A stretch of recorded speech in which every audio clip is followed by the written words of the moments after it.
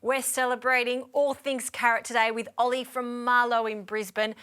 Carrot pasta, I've never seen it done. I'm really interested with this one. And it's such a simple recipe. Yeah. It's 2 ingredients. It's just flour and carrot juice.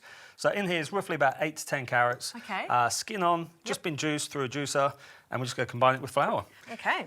Here we go. So just your average plain flour, you don't need to use Tipo 00. No. We have experimented in the past with like semolina flour, Yep. but plain flour works Okay. just as well. And that's roughly... That's roughly about 500 grams. Okay, yes. And then this is 280 mils of carrot juice. Wow. Just in. Amazing. Little bit of salt. And then just combine it together. Could you do this with other types of root vegetables? We've tried it before with beetroot. Yes, It's incredible colour once cooked as well. So once you kind of get to this stage where it's a little bit dry and it's coming together, that's when you can get your hands in. Fantastic. Get a little bit kind of dirty. Yeah.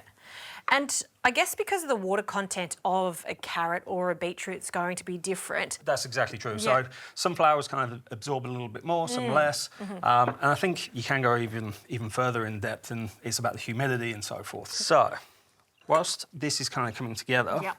the next part, or the next stage, is to make the carrot juice or the carrot sauce. Yes. So in this pot we have carrot juice again.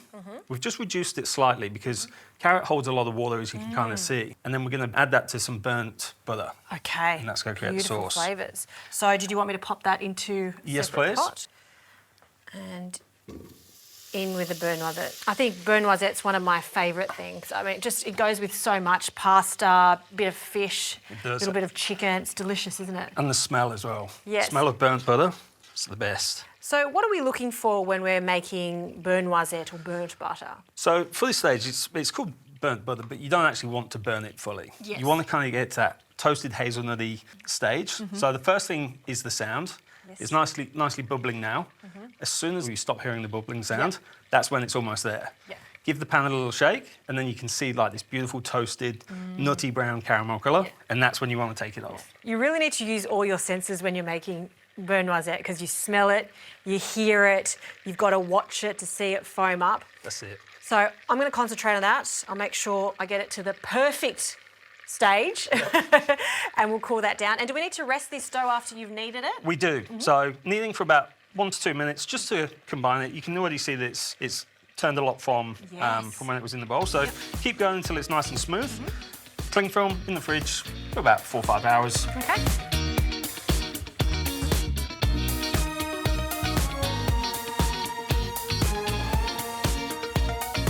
So now that the butter has kind of burnt slightly, if you just want to add that into the bowl, Okay.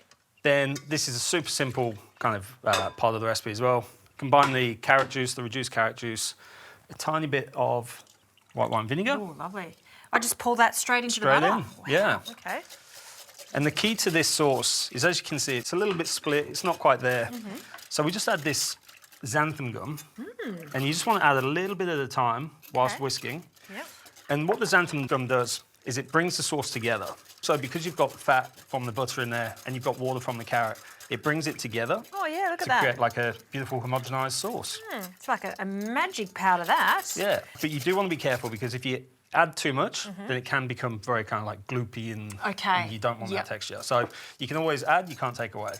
Are you happy with that? Looks like I think maybe if we just add a tiny tiny touch bit more, Okay. just because we want it to kind of just have that beautiful thick Saucy consistency. And that's done. Do I put that to the side? That's good to be put to the side and used later. There we go. Now, our Now. pasta. And it looks just like a normal pasta dough. Yep. This has been resting for about 4 or 5 hours now. All that we're going to do is just kind of, you just want to cut little pieces and little strands. So this is where kind of, I guess, the recipe differentiates from a normal pasta dough. Right.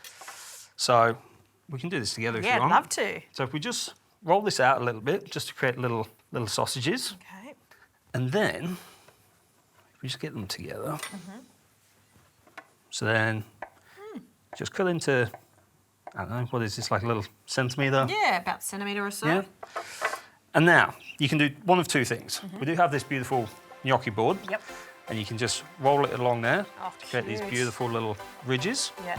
Or you can always just do it on the Love that. So it's entirely up to you what you want to do. Well, we have to do that because that's going to grip all that beautiful sauce, right? Yep. This actually reminds me of when I travelled in Tuscany. The whole theatre of standing around the table, rolling, and then creating these gorgeous cavatelli. Fantastic. Yep. Love this. All right, shall we make a few more? Let's do it.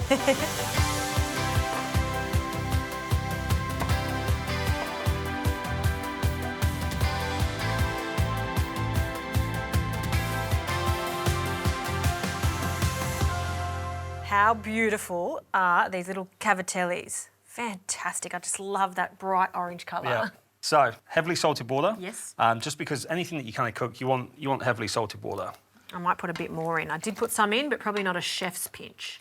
That's A the little key. bit more. There we go. Just get these going, and you want it to be boiling water, roughly for about 4 minutes or so. Okay. So next step is a simple salsa verde. Okay. So green sauce. We've got some beautiful herbs. We're just going to blend them up with some garlic, a little bit of lime juice, and some chilli because we want a little bit of heat in this. Yes. We've got coriander, basil, and a little bit of parsley in there. I wasn't expecting the chilli and the coriander in a salsa verde. I like a little slight. We're mixing things up. Yeah, why not? And these long green chilies, they don't have too much spice and they've got the warmth to it. I'm going to leave the seeds in, is that all right? Absolutely, yeah. Okay. Yeah. It's more of a herbaceous note that you get from the chili, really. Fantastic. And 3 cloves of garlic. Yeah, just crushed. Because carrots are naturally very sweet, Yes. we want to kind of balance that out a little bit. Fantastic. Stalks and all for the Yeah, that's the where the parsley. flavour's at. Okay. Let's give that a rough chop. Beautiful. And in that goes. And I won't be putting the basil stalks in. No. They're not They're really quite edible. bitter, Yeah. So I'll pop that in. And do I put the oil in? How much oil would you like? So with this one, I don't want this to be super loose. I want it to be a little bit chunky. Yes. So if we start off with roughly about 100 mils, Yep. see how that is. Let's add a little bit, blend it up, see how that goes, and then we can always add some more. Okay. And a pinch of salt. Too. Absolutely.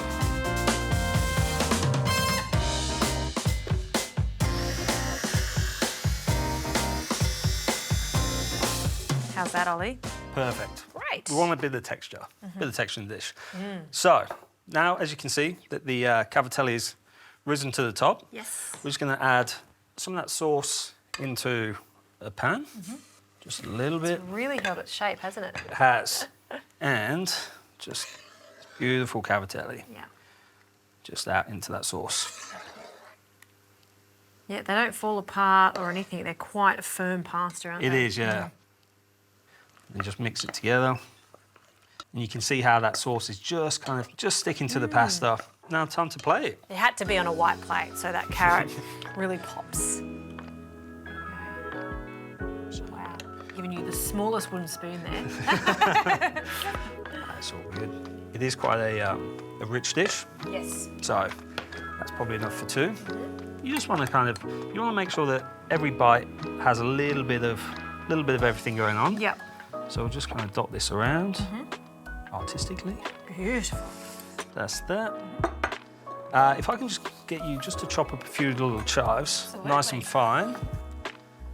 And then, again, we're kind of thinking of the dish as a whole, so we want a little bit of crunch, a little bit of texture. So we've got these beautiful croutons. We're just going to add into the dish. That's perfect. There we go. Hope that's fine enough for you, chef. That's spot on. Pecorino, just for, again, richness. Just over the top. And then finished off with chives. Wow. And we are done. So much thought behind this dish. It's like I said at the beginning, it's a real celebration of carrots, and there's so much depth of flavour. Enough talking though. I've got to try it. I have to try it. Please dig in. Try that sauce. It's not Wow. bad. Not too bad. Not too bad at all. It really is like a flavour bomb in your mouth. At Marlow, you do something similar with that sauce and you serve it with scallops. Delicious. It's a very versatile sauce. You can use it with pasta, Yeah. with seafood, with chicken. This one, I'm definitely going to try at home. Make a big batch of that pasta into the freezer for a delicious carrot cavatelli. Very good. Happy days. Thank you.